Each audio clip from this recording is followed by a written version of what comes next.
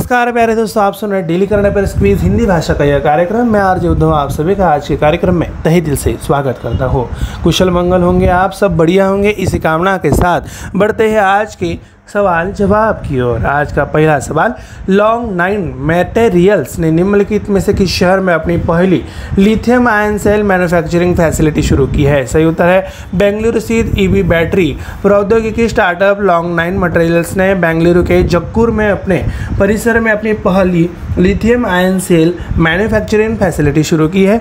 Long nine materials का दावा है कि यह भारत की पहली वाणिज्यिक लिथियम आयन मेल मैन्युफैक्चरिंग इकाई है। अगला प्रश्न, भारतीय प्रतिस्पर्धा आयोग ने निम्नलिखित में से किस कंपनी द्वारा इमर्सन इलेक्ट्रिक कंपनी के जलवायु प्रौद्योगिकी व्यवसाय में हिस्सेदारी अधिग्रहण के लिए अपनी मंजूरी दे दी है? सही उत्तर है भारतीय प्रतिस्पर्धा आयोग ने कहा कि उसने BCP एमराल्ड एग्रीगेटर LP द्वारा इमर्सन इलेक्ट्रिक कंपनी के जलवायु प्रौद्योगिकी कारोबार में हिस्सेदारी अधिग्रहण के लिए अपनी मंजूरी दे दी है।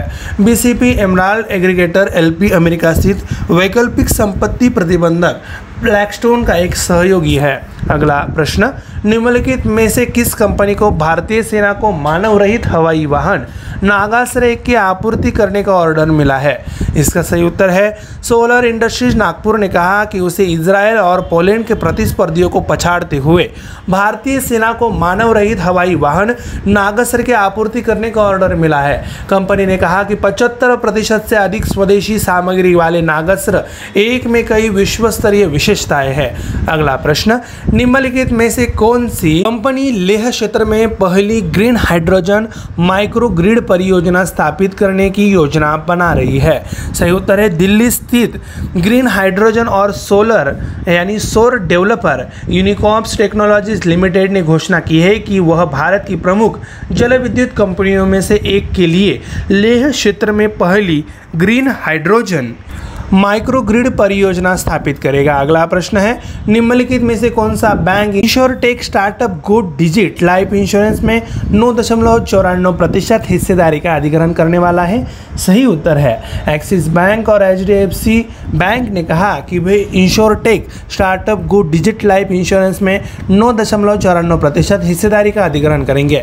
HDFC बैंक ने शेयर बाजारों को भेजी सूचना में कहा कि उसने गो डिजिट लाइफ इंश्योरेंस लिमिटेड में 2 किस्तों में 70.90 करोड़ रुपए के निवेश के लिए निश्चित समझौते किए हैं। अगला सवाल, निम्नलिखित में से किस देश का केंद्रीय बैंक लीगल टेंडर के रूप में काम करने के लिए एक स्वर्ण समर्थित डिजिटल टोकन लॉन्च करने की योजना बना रहा है? सही उत्तर है जिम्बाब्वे का रिजर्व बैंक कथित तौर पर मुद्रास्फीति के खिलाफ लड़ने के लिए देश में लीगल टेंडर के रूप में सोने द्वारा समर्थित कथित डिजिटल टोकन लॉन्च करना चाहता है। नए टोकन को स्टेबल कॉइन के रूप में वर्गीकृत किए जाने की उम्मीद है। बढ़ते हैं अगले सवाल की ओर। निम्नलिखित में से किसे बांग्लादेश के 22वें राष्ट्रपति के रूप में चुना गया था? सही उत्तर है वरिष्ठ राजनेता मोहम्मद शहाबुद्दीन ने बांग्लादेश के 22वें राष्ट्रपति के रूप में शपथ ली। उन्हें इस साल फरवरी में सत्तारूढ़ अवामी लीग के उम्मीदवार के रूप में निर्विरोध अध्यक्ष चुना गया था। अगला सवाल, निम्नलिखित में से किस बैंक ने श्रीकांत भंडीवाड़ को अपना नया अध्यक्ष नियुक्त किया है? सही उत्तर है श्रीकांत M भंडीवाड़ ने कर्नाटक विकास ग्रामीण बैंक के नए अध्यक्ष के रूप में कार्यभार संभाला है। निवर्तमान चेयरमैन पी कृष्ण ने एक नए अध्यक्ष को प्रभार सौंप दिया है। बढ़ते हैं अगले सवाल की ओर। IPL 2023 का फाइनल मैच कहाँ खेला जाएगा? सही उत्तर है IPL 2023 का फाइनल 28 मई 2023 को अहमदाबाद की नरेंद्र मोदी स्टेडियम में खेला जाएगा।